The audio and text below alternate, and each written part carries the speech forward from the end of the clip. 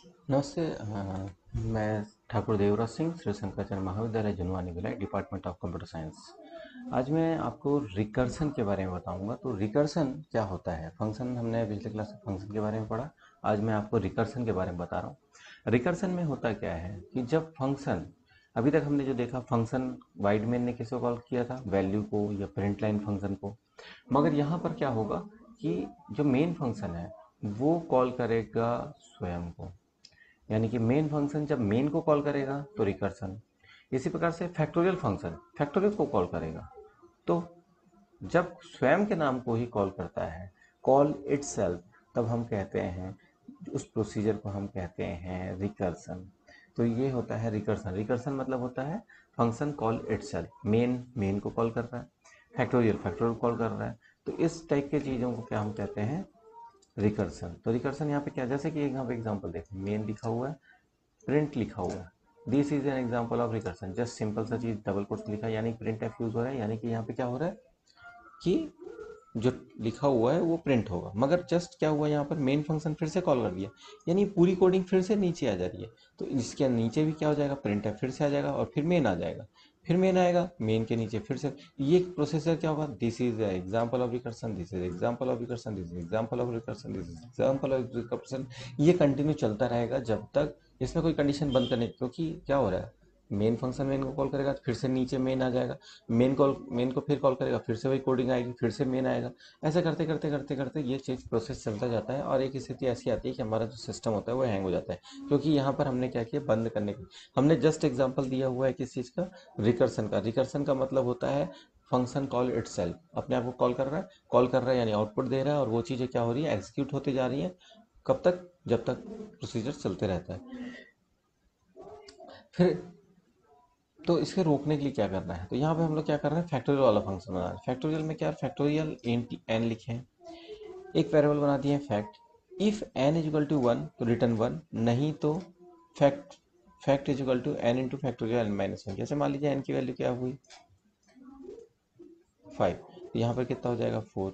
यहाँ से फिर से ये प्रोसीजर ये पूरा आ जाएगा। ये ऐसा कब तक? 3 के लिए भी होगा, 2 के लिए होगा, 1 के लिए जस्ट यहाँ पर जाके रिटर्न 1 हो जाएगा। तो आउटपुट क्या हो जाएगी, 1, आगे नहीं बढ़ेगा। तो आउटपुट में यहाँ पे फैक्ट क्या करेगा, रिटर्न करेगा फैक्ट की वैल्यू, यानी 5 इंटू 4 इंटू 3 इंटू 2 इंटू 1। ये प्रोसीजर आपको ऑलरेडी समझाया हुआ है, यहाँ पर दिखाया है, ये दिखाया है, एन माइनस वन यानी 2। फिर किसकी बारी है? 1 की बारी है, 1 के बाद ये, ऐसा करते करते यहाँ तक चलता जाता है। तो ये है रिकर्सन। रिकर्सन के बाद हम बताने जा रहे हैं स्टोरेज क्लास। स्टोरेज क्लास क्या होती है? स्टोरेज क्लास में हमारे पास चार चीज़ें होती हैं। एक पहला है स्टोरेज क्लास में ऑटोमेटिक, दूसरा है एक्सटर्नल, तीसरा है स्टैटिक, चौथा है रजिस्टर। ऑटो ऑटो मतलब होता है, इसमें कीवर्ड यूज होता है ऑटो। हम जितने चीज़ें लिखते हैं, जैसे हमने लिखा हुआ है इंट ए, इसका मतलब ये कौन सी कैटेगरी में आ रहा है? इसके सामने आप चाहो तो ऑटो लिख सकते हो, नहीं लिखो, ये ऑटोमेटिक कैटेगरी में आता है। इस इसमें हम लोग क्या लिख सकते हैं? ऑटो को हटा के क्या कर सकते हैं? रजिस्टर भी लिख सकते हैं। रजिस्टर एक कीवर्ड है। रजिस्टर, आप ऑटो लिख सकते हो इस स्थान पर, चाहे तो आप रजिस्टर लिख सकते हो। तो यहाँ पर क्या हो रहा है कि ए जो है वो ऑटो है, ऑटो मतलब ऑटोमेटिक है, रजिस्टर मतलब रजिस्टर। अब ये ऑटो और रजिस्टर में डिफरेंस क्या है? ऑटो में क्या होता है कि ऑटोमेटिकली उसमें गार्बेज वैल्यू आ जाती है। ऑटोमेटिकली यदि मैं इंट ए लिखा हूँ और तो ए में कोई भी वैल्यू नहीं डालता हूँ तो उसमें गार्बेज वैल्यू नहीं, अपने मन से कुछ भी वैल्यू वो इनपुट कर देता है। कौन? कंपाइलर। इसको बोलते हैं गार्बेज वैल्यू। रजिस्टर सेम चीज होती है, रजिस्टर भी यही काम करता है। आपने कुछ नहीं लिखा है, इसका मतलब क्या हो रहा है? वो ऑटो है। मगर यदि यहाँ पर बात करते हैं, हम लोग रजिस्टर लिख देते हैं, तो रजिस्टर लिख देते हैं तो क्या होता है? रजिस्टर भी जस्ट ऑटो की तरह काम करता है, गार्बेज वैल्यू लेता है, बट एक रिक्वेस्ट भेजता है कि जो इंट ए लिखा हुआ है, ए नाम का जो वेरिएबल है, इससे वो, ये क्योंकि ये टेम्पररी वेरिएबल है और टेम्पररी वेरिएबल जो होती हैं उसको वो कहाँ पर स्टोर करने के लिए कहते हैं? वो रजिस्टर में स्टोर करने के लिए एक रिक्वेस्ट भेजता है कि जो वेरिएबल है उसे आप क्या करें, उसे आप कहाँ स्टोर करें? कंपाइलर भेजता है कि आप इसे मशीन के रजिस्टर में रखें।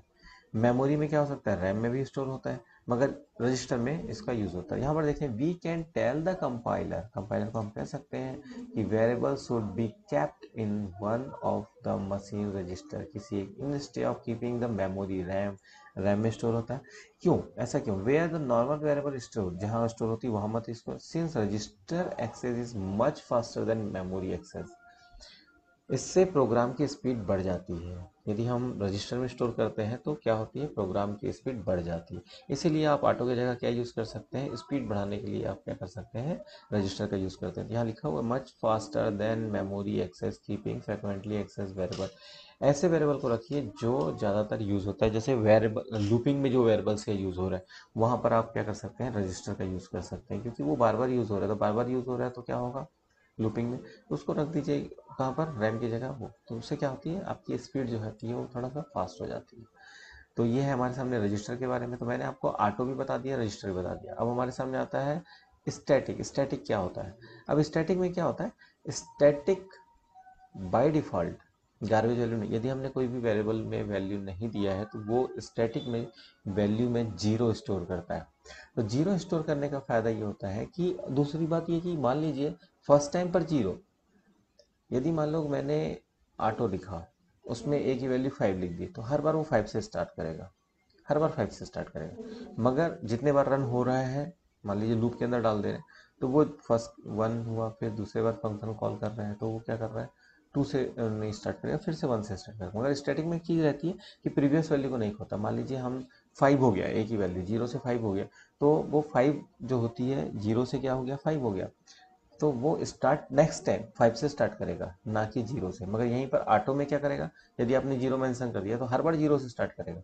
इसमें हम कुछ मेंशन नहीं करेंगे, by default first time 0 start करेगा, नेक्स्ट टाइम पर वो कहाँ से स्टार्ट करेगा, जो भी स्टेज हमने बढ़ा दिया 5 6 8, यदि मान लो जिस स्टेज में भी हमने बंद किया तो नेक्स्ट टाइम वहीं से स्टार्ट करता है, यानी कि वो प्रीवियस वैल्यू को नहीं खोता है यदि हमने लूपिंग के अंदर डाल दिया है तो। सपोज जैसे कि static x is equal to 0, ये एक्स की वैल्यू कितनी हो रही है, एक्स प्लस 1, यानी कि एक बढ़ा दी, तो अगली बार वो वैल्यू कहाँ से स्टार्ट करेगा, 1 से स्टार्ट करेगा, ना कि 0 से। मगर यहीं पर यदि स्टैटिक की जगह मैं यदि इसको ऑटो कर दूं, तो यदि आपने एक्स की वैल्यू 1 बढ़ा दी है तो वापस वो 1 से स्टार्ट नहीं करेगा, वो 0 से स्टार्ट करेगा। यानी जब तक ये लूप चलता रहेगा प्रोग्राम में, तब तक स्टैटिक यदि है तो जो बड़ी वाली वैल्यू वहाँ से स्टार्ट करेगा, नहीं तो वो क्या करता है, यदि आप स्टैटिक नहीं लिखते हैं तो हर बार वो 0 से स्टार्ट करेगा। तो ये है। एक है अब ग्लोबल। ग्लोबल या एक्सटर्न। एक्सटर्न या ग्लोबल का मतलब ये होता है कि हमारे पास डिफरेंट डिफरेंट फंक्शन, हमने 4 फंक्शन बनाए हुए हैं। हमने एक वेरिएबल, हर, इसमें क्या होता है कि हर वेरिएबल के अंदर यदि मैंने वेरिएबल के अंदर सॉरी फंक्शन के अंदर मैंने एक वेरिएबल बना दिया, तो उसका लाइफ टाइम उस फंक्शन के अंदर ही काम करेगा, बाहर में उसकी वैल्यू नहीं काम। मतलब मैंने एक फंक्शन के अंदर ए इंट ए इक्वल टू 5 लिख दिया, तो वो 5 का अस्तित्व उस वेरिएबल का जो लाइफ टाइम है उस फंक्शन के अंदर ही काम करेगा। दूसरे फंक्शन में आपको इंट ए फिर से बना ले, वो ए अलग है और ये ए अलग है, यानी कि सारे अलग हो जाते हैं फंक्शन में। यदि आप तो लोकल डेटा कहते हैं इसको। लोकल डेटा यानी प्राइवेट डेटा, वो वहीं पर काम करता है। एक फंक्शन का डेटा दूसरे में कहीं कम। मगर वही चीज़ मुझे ऐसा वेरिएबल चाहिए जिसको ग्लोबली डिक्लेयर कर सकूं, जिसको मैं टॉप में यदि मेंशन कर दूं तो उसको एक ऐड नाम का फंक्शन भी ले सके, यदि मैंने सब्सट्रैक्ट बनाया तो भी ले सके, मल्टीप्लिकेशन, यानी सबके लिए सिर्फ कॉमन एक वेरिएबल है, सबके लिए एक ही कॉपी बनती है।